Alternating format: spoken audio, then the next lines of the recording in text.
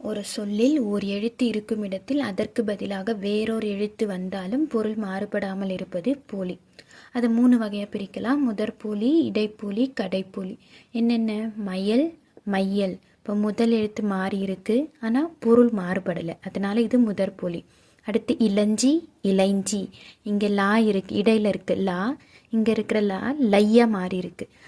லா லை, ஆனாலும் பொருள் மாறுபடலை. இளஞ்சி, இளைஞ்சி. இது இடைப்போலி. அடுத்து கடைப்போலி. நிலம், நிலன். இறுதியில் இருக்கக்கூடிய எழுத்து மாறி இருக்கு. இம், இளன். நிலம், நிலன். ஆனால் பொருள் மாறுபடலை. இது கடைப்போலி. அதுவே இன்னொரு போலி இருக்குது, முற்றுப்போலி. என்னென்னா முழுவதுமாகவே மாறி இருக்கும். அஞ்சு, ஐந்து. இங்கே இருக்கிற எந்த எழுத்தும் இங்கே இல்லை, ஆனால் பொருளும் மாறுபடலை. இது முற்றுப்போலி. அடுத்து முன்பின் தொக்கப்போலி. தசை, சதை. ரெண்டும் பொருள் ஒன்று தான், ஆனால் எழுத்துகள் முன்பின்னா மாறி இருக்கு, இதனால இது முன்பின் தொக்கப்போலி.